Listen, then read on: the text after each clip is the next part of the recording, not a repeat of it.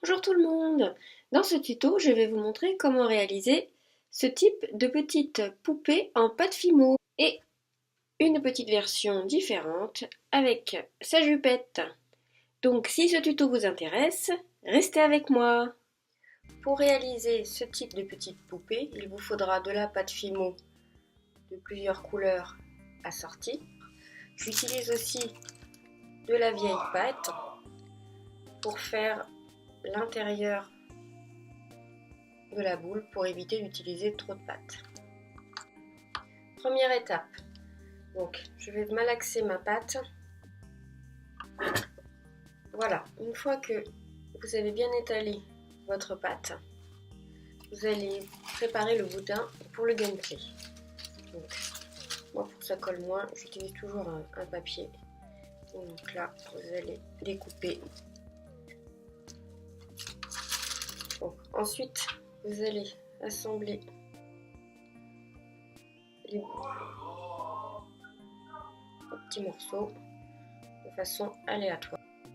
Voilà, donc là, j'ai assemblé tous les morceaux. Je vais le rouler parce qu'il sera trop gros pour passer dans le gameplay. Voilà. Donc, ensuite, j'ai pris le bout carré. Et donc là, le boudin magique va sortir. J'ai mon boudin qui est réalisé. Et donc là, on est en train de préparer de quoi faire le corps de la poupée. Alors, à chaque changement de couleur, n'hésitez pas à utiliser une lingette pour bien vous nettoyer les mains. De façon à bien enlever toute la couleur et ne pas en déposer sur votre couleur éventuellement plus claire. Pendant que notre boudin durcit au réfrigérateur, on va utiliser la couleur clair chair pour faire le visage, enfin la tête et donc le visage de la poupée. Pour celles qui en ont, vous pouvez utiliser des gants. Comme ça, vous êtes sûr de ne pas salir votre pâte. Il faut étaler la pâte de façon à pouvoir recouvrir notre petite boule pour le visage. Donc voilà, ma petite... Voilà, donc je mets de côté ma tête. Donc, me revoici avec mon boudin. Donc je regarde où est-ce qu'il y a de la couleur.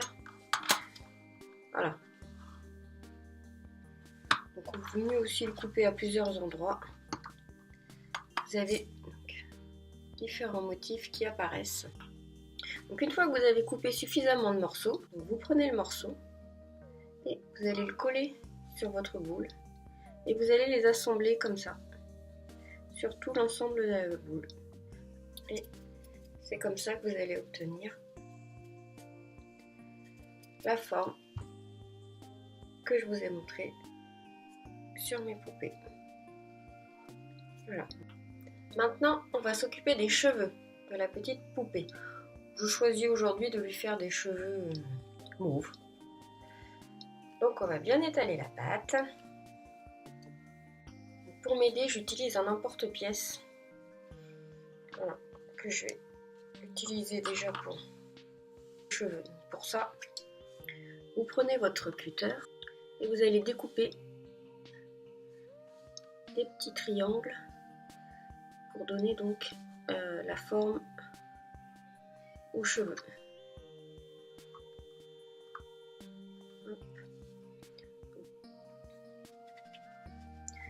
Donc je reprends ma boule. Je regarde, pour moi le devant, ce sera le mieux ici. Terminé. J'appuie là et je vais couper avec mon cutter le plus proprement possible le surplus. Votre noir, vous avez réalisé un boudin. Alors il faut que ce boudin soit le plus fin possible puisque ça va être la taille des yeux. Donc quand vous estimez que c'est suffisamment fin, vous coupez un morceau de votre boudin. Donc, je vais couper mes 2 yeux en essayant de leur donner évidemment la même taille. Voilà.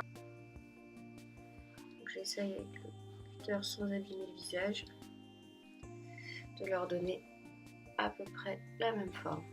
Donc voilà, les yeux sont réalisés. Donc je vais la faire cuire et on se retrouvera après la cuisson pour la terminer. Alors, voici notre petite poupée cuite.